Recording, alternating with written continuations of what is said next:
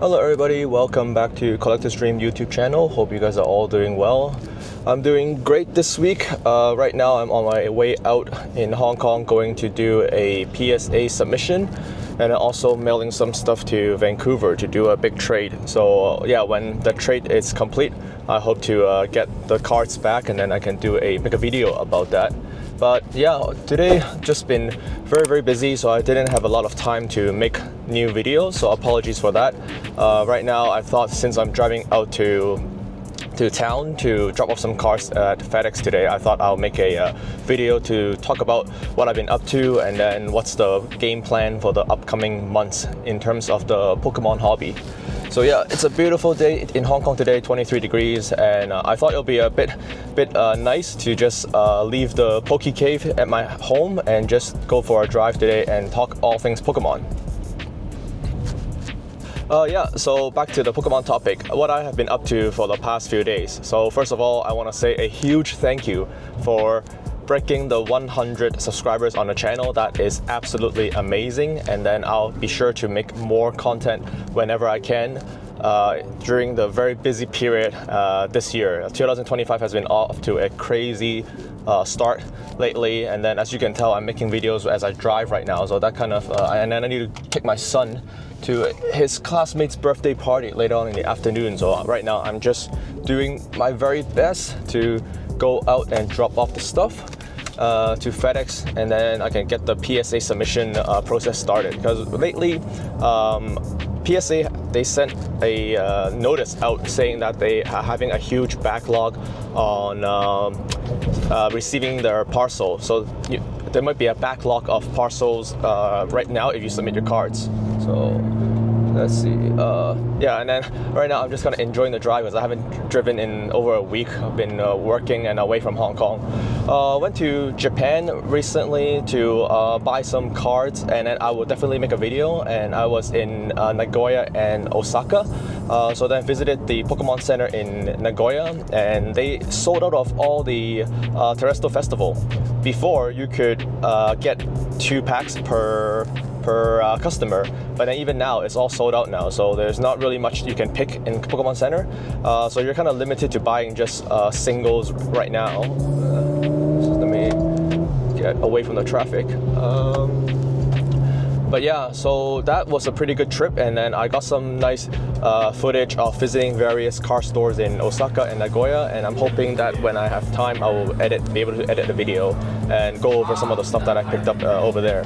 But now, we're like kind of near the end of January already, if you can believe it, and the Pokemon craze is still crazier than ever. Journey Together is coming out in March, and then we got Battle Partners have just released, and that Lily Caflari is just selling for pretty good price, I would say, for a set that is predominantly trainer based. So let me know in the comments if you guys have already picked up some Battle Partners overseas, or if you guys are locally in Hong Kong or around Asia, what are you guys doing and preparing for the upcoming releases? Because we got Team Rocket, we got the black and white set, which is so hype and everybody in the hobby knows and want to get in on that. But now the difficulty is how can we get boxes, in the sought after boxes in 2025 when all the retailers are, and even the Pokemon company, they're struggling to get supplies, and stores are struggling to get inventory. Yeah, maybe I should have put my coins away, because right now doing some of the mountain roads in Hong Kong, it's just flinging everywhere. So apologies for any of the road noises that's encountering in this video. But yeah, today it's just like a nice cruise out to town. I don't know if I have time for lunch, to be honest, but I just want to just check in with you guys because I haven't posted in a week or so because the schedule has just been so insane. But today, later on, I will be making a deal with somebody, and then I'll be picking up a lot of booster cases in Hong Kong, and then that will be my new position in Scarlet and Violet. Because I do think Scarlet and Violet is started off as a pretty weak set, and everybody would agree to that. So then the MSRP have dipped, and it hasn't really grown in the first, I would say, year of its release when Scarlet and Violet launched back in 2023. But then now we're in 2025 now, and then the hype train is in full motion, and even the sets that previously people are not batting an eyelid for, like Scarlet and Violet Base and Obsidian Flame and stuff, they have, I was checking TCG Player, and then those boxes have steadily been climbing. So today I thought, and I did some analysis, I do believe that Scarlet and Violet will go down in history as a good set, and they really have turned it around with starting from the Shroud of Fable and subsequent release, the Scarlet 151 and Surging Sparks. Those have really brought it on par with the Sword and Shield level in terms of the quality. Although personally for me, I still enjoy the alternate arts a little bit better. And I guess later on, as I cruise and drive along, we can talk a little bit more about the Sword and Shield cards as well. But yeah, circling back to Scarlet and Violet, today I'm meeting with a seller, and I'm gonna pick up a huge supply of his personal inventory, his personal collection. And yeah, there's a lot of whales in Hong Kong, I would say. And if you're buying booster boxes, it's one of the best, if not the best investment that I would suggest for any people that are just getting into the hobby or seasoned collectors. In Hong Kong and in Asia, the living space is just in our homes and flats are just not as spacious as overseas, whereas like in Sydney, Melbourne, Vancouver, or wherever, you guys have basements, you guys have the attic, so you guys can just buy the supplies and hodl till eternity. And then yeah, you guys can buy the premium collection boxes, which is super huge with the big foil cards and stuff. But unfortunately in Asia, it's not really possible. Maybe that's why the Japanese boxes are just like they're packaged so well and so tiny, because maybe just a space consideration, right? So then yeah, like booster boxes is just overall for me the number one investment, as they will slowly tick upwards over time. So let's see. So today I'll be picking up some Obsidian Flame, some Stellar Crown. I'm getting like 4 sets from this guy, I think. So yeah, that will definitely be a long-term hold, and then once I buy the boxes, I'm just gonna sit on it for years. I don't plan on flipping them anytime soon, because like I said in previous videos, every time that I have sold things that's sealed, I end up losing out big on the long-term gains. And a lot of my friends who are in Hong Kong that have done so as well, they sold Fusion Strike. I sold 8 boxes of Evolving Skies last year at around at that time it was market, I guess. I was selling it for around 300 US a box. Yeah, and then the rest is history. So I got wrecked because I was a bit impatient, and I just wanted to, let's realize the gains, or maybe I should get the money out, or maybe the reason I sold Evolving Skies was because I went crazy. I bought like 2 or 3 cases, I think, last year, and I thought like, all right, this is way too many Evolving Skies. I shouldn't be sitting on so much Evolving Skies, which in hindsight now is a really stupid thought. But at that time, I was like kind of, I felt like I went in too deep on a single set. So then I started talking to friends and buddies that are in the hobby. I'm like, hey, I got a good deal, got a case of these Evolving Skies. Do you want to split it? So instead of me holding onto 6 booster boxes, I maybe kept 2 boxes, and then the other 4, I just sold it to 4 friends. And then somebody in the UK and on eBay, they offer a good price. So then I also shipped 2 or 3 over there. And then afterwards, it's just went to the moon. So after learning that mistake, or you can also learn from my mistake of selling too soon when there is a sure win set such as Evolving Skies and such as Prismatic Evolutions. Maybe don't be in a hurry to sell these sealed products, because we know that in the long term these cards are going to do well. We know that Umbreon or the Sunbreon in Prismatic Evolution looks amazing, and people will need to if they want to complete the entire evolution set, they will need to gather all those cards eventually. It's like gathering the Infinity Stones in for Thanos, right? So people, when they collect, they're gonna want to eventually acquire them. But at what price point? Let's say, for example, like a Munch set, the Edward Munch collaboration, Pikachu, Mimikyu, Psyduck, Eevee, and the Rowlet. So those cards were very cheap. I would say dirt cheap when it released, and then people eventually picked up and got a word of how amazing the arts are, and then they just want to add it into the inventory. Same thing happened to Mario and Luigi Pikachu. People want the full art and the other two with I would say like the standard framed Mario and Luigi for the 4 sets, right? So once people get one card, they will want to complete the set. Prismatic Evolutions, highly collectible, highly hard to. Oh, there was an accident almost. Yeah, I need to focus on driving as well. Where was I? Jeez. Yeah. So Prismatic Evolution, the evolutions. People want it. I want them, but right now at this price point, low inventory level, it's just not feasible to collect all of them at the get-go. So eventually they will go up. The PSA 9s, PSA 10 will go up. But if people cannot afford the PSA 10, what do? They go for PSA 8, they go for PSA 9. So whatever you have on hand, just hold it for now and don't flip it. If you people who pulled the Umbreon and sell it for like $2,000, I think I saw a transaction for like 1,900. Yeah, like, and that goes for collecting cards in Pokemon cards in general. If you pull something, you should realistically hold on to it and then go grade it. Why? Because if you are buying the raw cards on eBay or in card stores, they have already been scanned and analyzed. If they are PSA 10 cards, it will likely not be on shelves.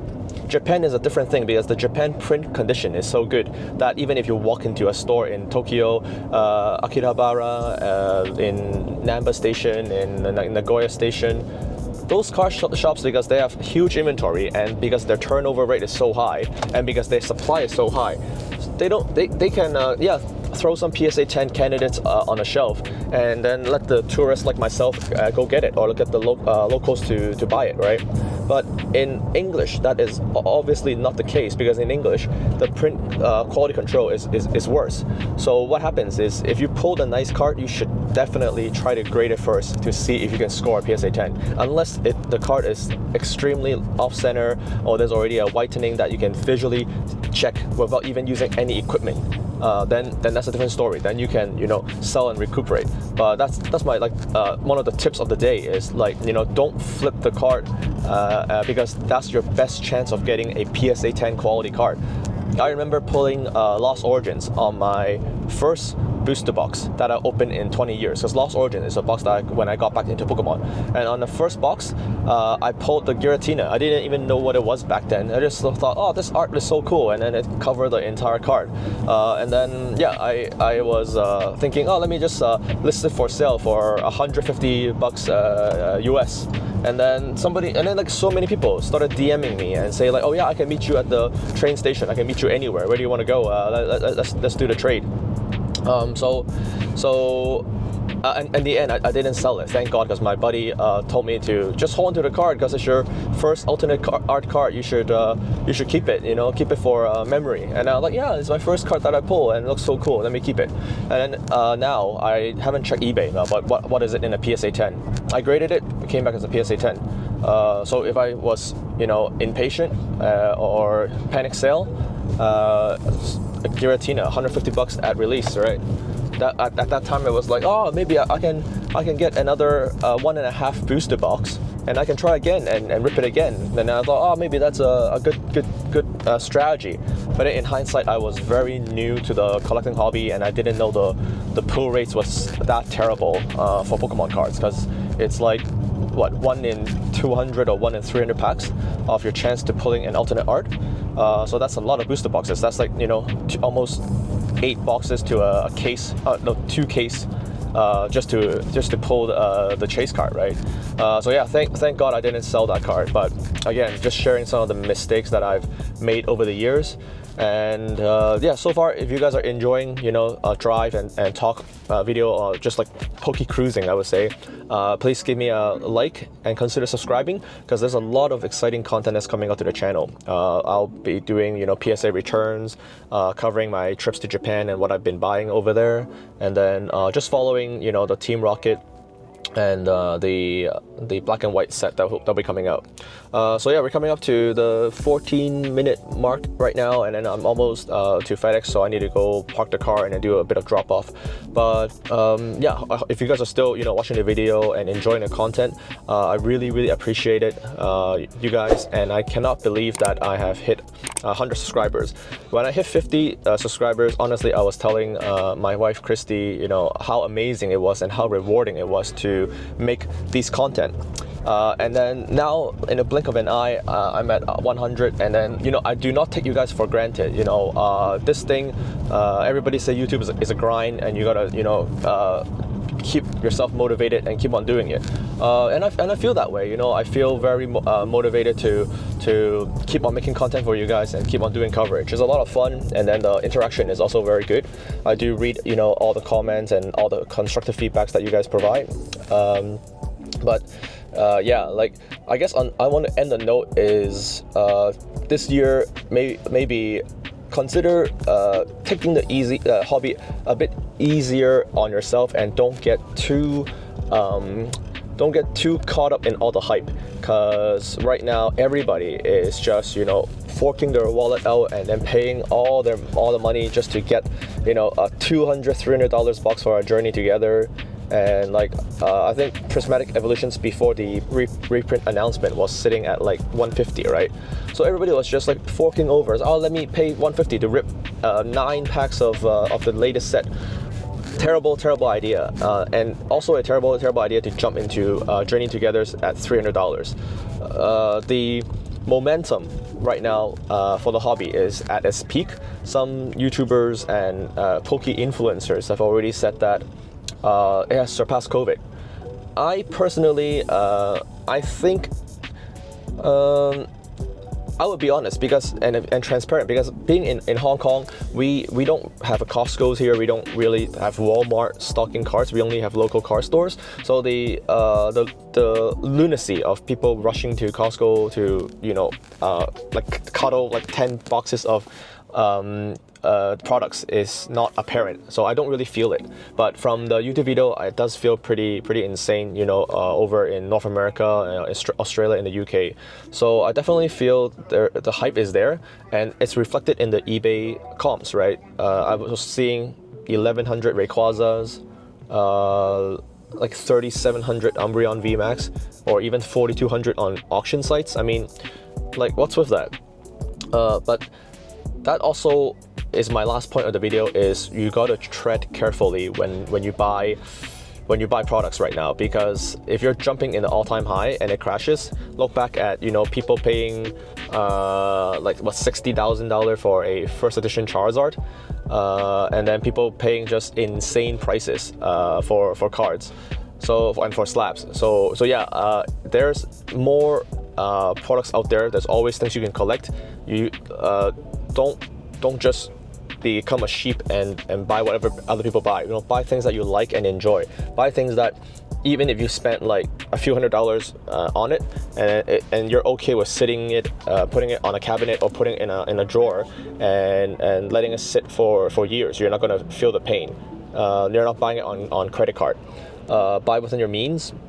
And then just collect happily, because like for me it definitely is it does get exhausting sometimes, because with the day job and then with family obligations and family activities and meetings, especially right now it's around the Chinese New Year period in Hong Kong. So to everybody that's watching and have like any sort of Asian culture embedded, just want to say 新年快樂 and 恭喜發財. So hopefully wishing you guys a very healthy and prosperous year of the snake. And yeah, because like I'm also the snake zodiac. Yeah, so this is like the year of the snake and year of the, where is it? Year of the mamba too. Yeah, yeah. Shout out to Kobe. So yeah, I just want to wrap up the video because after the red light, it's pretty much gonna stop the video recording for a bit. But yeah, this year, if you guys get very tired on the hobby and get burnt out, because I also at some period I got really burnt out with the Pokemon stuff, and I was just telling myself, oh, there's too many sets, I just cannot collect them all, I cannot keep up with all the information. I'm just gonna sell my entire collection. That's when you should just take a step back and go do some other things in life, you know, maybe like pursue a new hobby, a new project, or, you know, go do your side hustle, or, you know, go spend time with friends and family, turn off your phone, get off YouTube, get off Instagram, and just unwind. Because I feel like there's so much information that needs to be digested right now in the hobby, and it's just crazy. I can't even keep up, and it's also financially it is you know, yeah, it's gonna cost quite a bit. If you Pokemon is like, it's like cocaine, like it's a drug, and then you see those memes. There are some similarities because people they want to chase a card, and then you just keep on pulling booster pack and after booster pack. I have a friend in the US right now, went to buy 2 Prismatic ETB and just kept on ripping. And yeah, I'm gonna tell him to stop. If he rips like a case worth and not hit anything, I think it's time to stop. Yeah. So yeah, hope you guys have enjoyed the video, and if you guys like this video format where I'm just, you know, driving and talking and just kind of updating you guys about my life and my collecting journey, please feel free to leave a comment, and I'll see you guys in the next one. So talk to you guys soon. All right, see ya.